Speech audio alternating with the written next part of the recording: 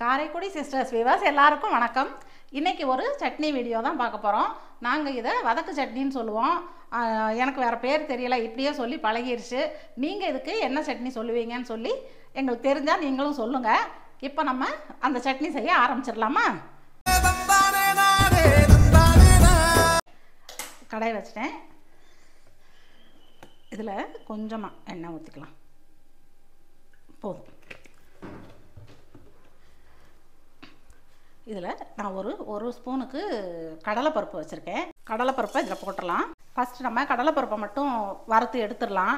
ஏன்னா மற்ற எல்லாமே போட்டு வதக்கும் போது இது கருகிரும். அதனால் லைட்டாக கடலைப்பருப்பு செவந்து வர்றப்போ அதை எடுத்துடலாம். நம்ம எடுத்துட்டு மற்றதெல்லாம் போட்டு வதக்கலாம். இந்த அளவு வறுப்பட்டா போதும். இப்போ இதை எடுத்துடுறேன். இதுலேயே இன்னும் கொஞ்சம் எண்ணெய் ஊற்றிக்கிறேன். இதெல்லாம் வதக்கிறதுக்கு போதும். நான் இதில் ஒரு 2 மீடியம் சைஸ் வெங்காயம், பெரிய வெங்காயம் கட் பண்ணி வச்சுருக்கேன். இதுவும் ஒரு 6-7 சின்ன வெங்காயம், இதையும் போட்டுறேன். ஒரு 10 இல்லை 12 உங்கள் காரத்துக்கு தகுந்த மாதிரி வரமிளகாய் எடுத்துக்கோங்க. இதையும் இதில் சேர்த்துறேன். ஒரு 2 கொத்து கருவேப்பிலை. இதில் ஒரு 5 பல்லு பூடு. இதை ஃபஸ்ட்டு நல்லா வதக்கிக்கலாம். பாதி அளவு வதக்கிக்கலாம்.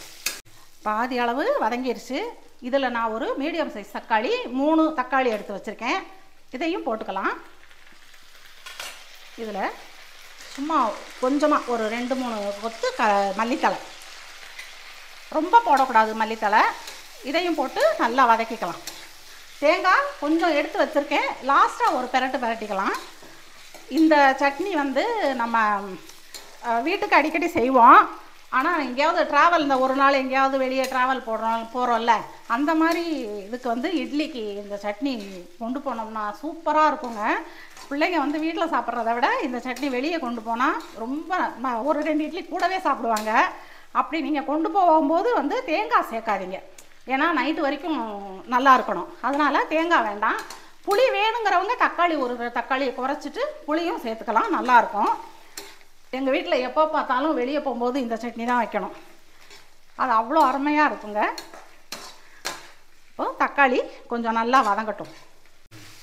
இந்த அளவு வதங்கிட்டுருக்கு. இதில் நான் சட்னிக்கு தேவையான அளவு உப்பு சேர்த்துட்றேன். நான் ஒரு 1/2 டேபிள் ஸ்பூனுக்கு உப்பு சேர்க்குறேன். இது கூடவே இந்த கடலைப்பருப்பையும் சேர்த்துட்றேன். வதக்கியாச்சு. இது கொஞ்சம் தேங்காய், இதையும் சேர்த்துறேன். சும்மா 2 பிரட்டி விட்டுட்டு இதை இறக்கி ஆற வச்சிடலாம். போதும், இந்த அளவு போதும். இது சட்னி நல்லா ஆறட்டும். நம்ம அரைச்சிட்டு நம்ம இது தாளிச்சிடலாம். வெளியே கொண்டு போகும்போது மட்டும் இந்த சட்னியை நீங்கள் தாளிச்சிட்டு அதில் கொட்டி நல்லா சிம்மில் வச்சுட்டு மூடி வச்சுருங்க. கொஞ்சம் நல்லா கொதிக்கட்டும். ஏன்னா கெட்டியாக போடும்போது தெரிக்கும் முகத்தில். மூடி வச்சுட்டு அந்த மாதிரி நல்லா கொதித்து அந்த எண்ணெய் பிரிஞ்சு வரும்போது நீங்கள் ஆஃப் பண்ணிடுங்க.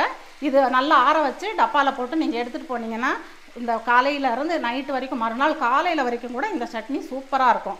அதே மாதிரி இட்லியும் நீங்கள் கொண்டு போகும்போது இந்த மாதிரி விரைச்சிரும், நல்லா இருக்காது அப்படின்னு நினச்சிங்கன்னா சூடாக இட்லி எடுத்த உடனே என்ன பண்ணுங்கள், கொஞ்சம் நல்லெண்ணெய் அந்த இட்லி மேலே தடவி வச்சுருங்க.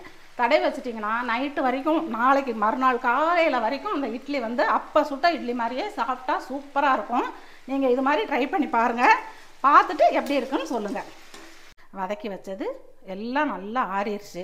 இதை நான் இப்போ மிக்சியில் போட்டு நம்ம அரைச்சி எடுத்துடலாம். வதக்கு சட்னி, சூப்பரான வதக்கு சட்னி.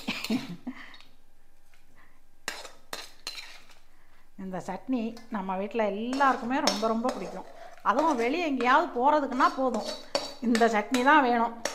ஃபஸ்ட்டு பல்ஸில் 2 சுற்று சுற்றிக்கலாம்.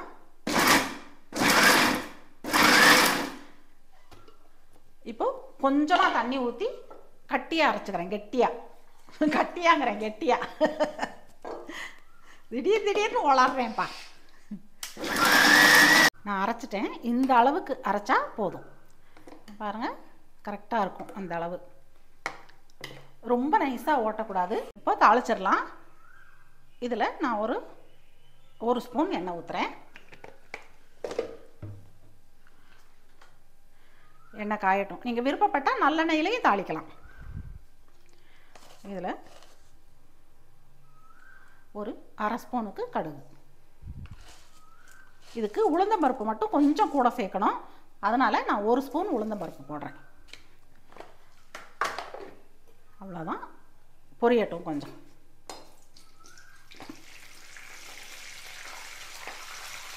ஆனால் காஞ்ச மாதிரி இருந்துச்சு.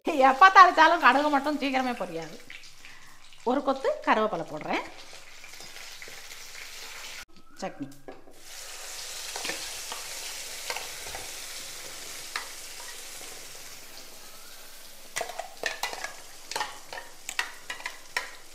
நான் கொஞ்சமாக தண்ணி ஊற்றி அலசி ஊற்றிக்கிறேன்.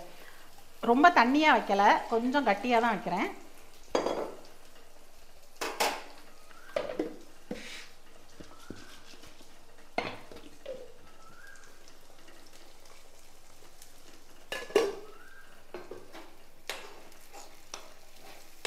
இந்த அளவு கட்டி வச்சா போதும். இதுக்கு நான் வீட்டுக்குங்கிறதுனால சும்மா லைட்டாக சுட வச்சு இறக்கிற போகிறேன். இது வந்து நம்ம எங்கேயாவது கொண்டு போகணுன்னா இந்த அளவு தண்ணி ஊற்றுங்க, ரொம்ப ஊற்றிட வேண்டாம். இப்படி தெரிக்குதில்ல, இந்த சமயம் மூடி போட்டு மூடி வச்சுருங்க. கொஞ்சம் நல்லா கொதித்து லேசாக எண்ணெய் பிரிஞ்சு வரவும் ஆஃப் பண்ணிவிட்டு ஆற வச்சுட்டு பேக் பண்ணிடுங்க. சட்னி சூப்பராக ரெடி ஆயிடுச்சு. இந்த ஸ்டேஜில் நம்ம ஆஃப் பண்ணிடுவோம். நம்மளோட வதக்கு சட்னி ரெடி ஆயிடுச்சு. இந்த சட்னியை நீங்களும் உங்கள் வீட்டில் ட்ரை பண்ணி பார்த்துட்டு எப்படி இருக்குன்னு சொல்லுங்கள். இந்த வீடியோ உங்களுக்கு பிடிச்சிருந்துச்சுன்னா லைக் பண்ணுங்கள், ஷேர் பண்ணுங்கள், சப்ஸ்கிரைப் பண்ணுங்கள், பக்கத்தில் இருக்கிற பெல் பட்டனையும் அமைக்கிருங்க. பாய்.